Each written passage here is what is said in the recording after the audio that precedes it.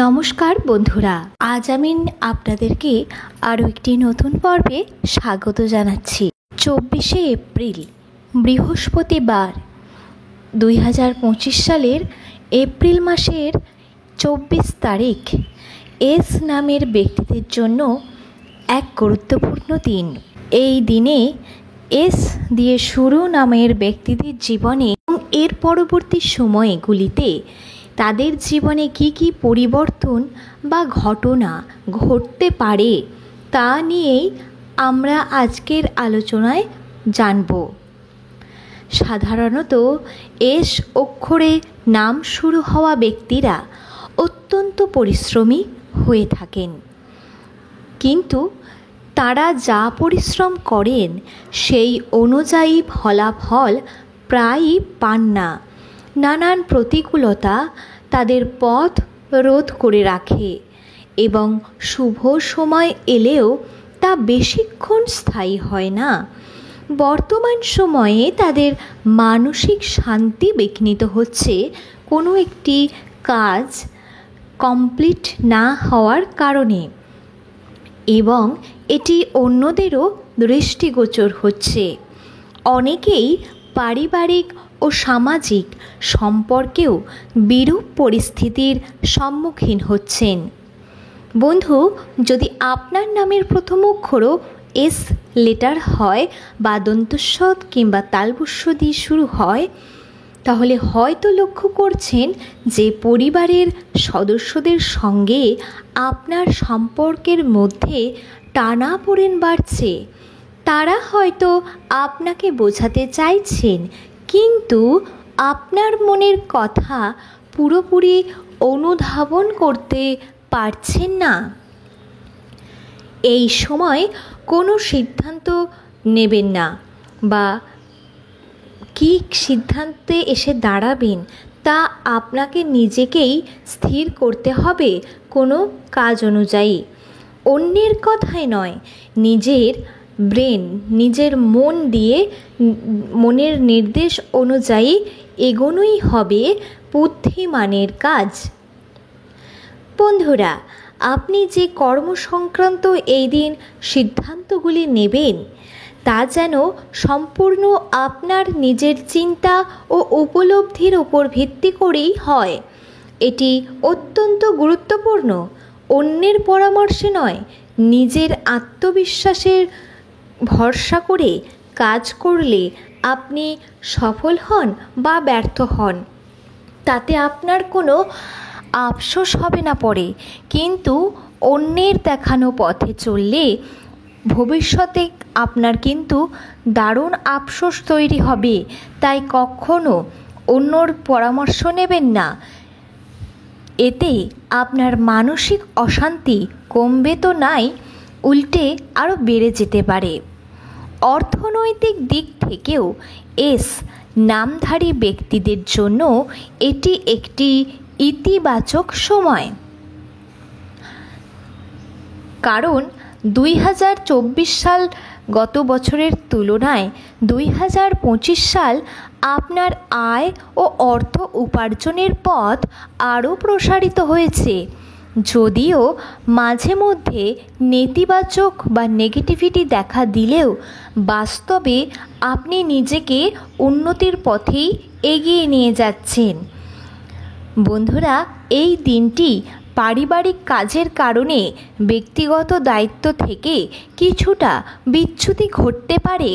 পরিবারকে সময় দেওয়া গুরুত্বপূর্ণ, তবে নিজের ভবিষ্যৎ, নিজের কর্ম, অবশ্যই সেই সকল পরিকল্পনাকেও অগ্রাধিকার দিতে হবে, অর্থাৎ নিজের কর্ম সবার আগে করতে হবে। বন্ধুরা, আজকের যুগে দাঁড়িয়ে আমি আপনাদেরকে একটাই কথা বলতে চাই যে কাজ না করলে বন্ধু খেতে পাবেন না।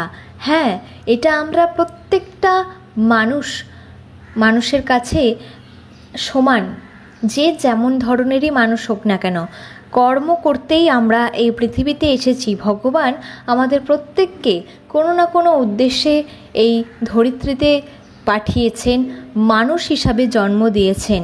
তো বন্ধুরা, প্রত্যেকেরই কোনো না কোনো কাজ আছে। যে যার নিজ নিজ কর্ম ধর্ম পালন করুন, দেখবেন জীবনে সফলতার পথেই এগিয়ে যাবেন। বন্ধুরা, এই দিন শারীরিকভাবে আপনি সুস্থই থাকবেন, অসুস্থতার কোনো সম্ভাবনা নেই।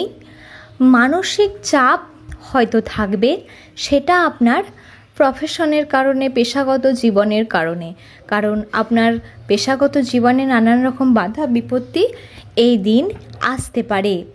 এই দিন বিপদ আপদের আশঙ্কা খুবই কম রয়েছে, তবে অর্থ ব্যয়ে কিছুটা সতর্ক থাকা আমার মনে হয় প্রয়োজন। তাড়াহুড়ো করে কোনো কাজ করার প্রবণতা থাকলে তার থেকে বিরত থাকাই উচিত। আগের থেকে ভেবে রেখে দিন, এই দিনের কাজের শিডিউল করে রেখে দিন।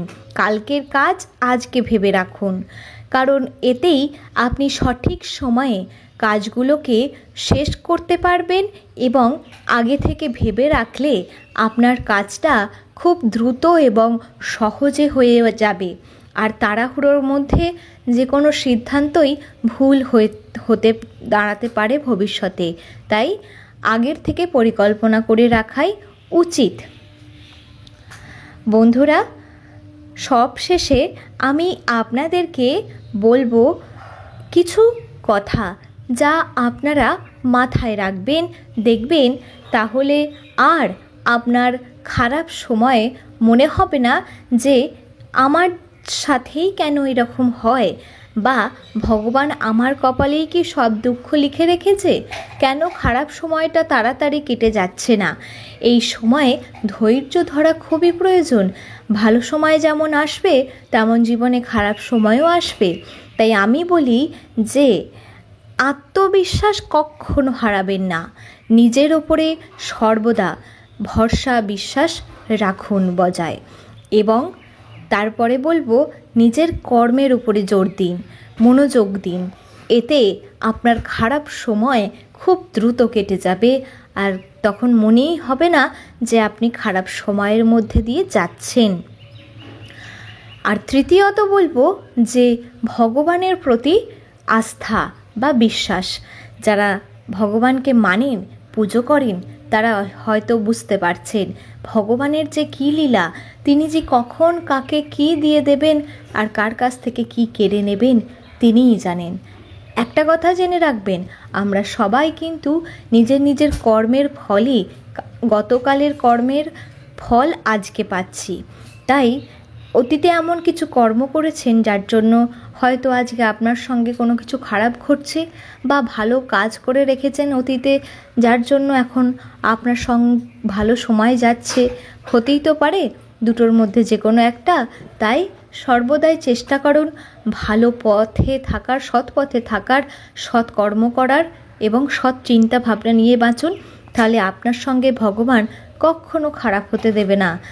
বন্ধুরা, ভগবানে দিলে ফুরোয় না, তাই তিনি যদি একবার দুহাত ভরে আপনাকে দেন, তাহলে দেখবেন তখন আর কোনো অভাব অনটন থাকবে না। যাই হোক, আপনার সঙ্গেও এমন কিছু ইতিবাচক ঘটনা ঘটার সম্ভাবনা রয়েছে এই মাসেই।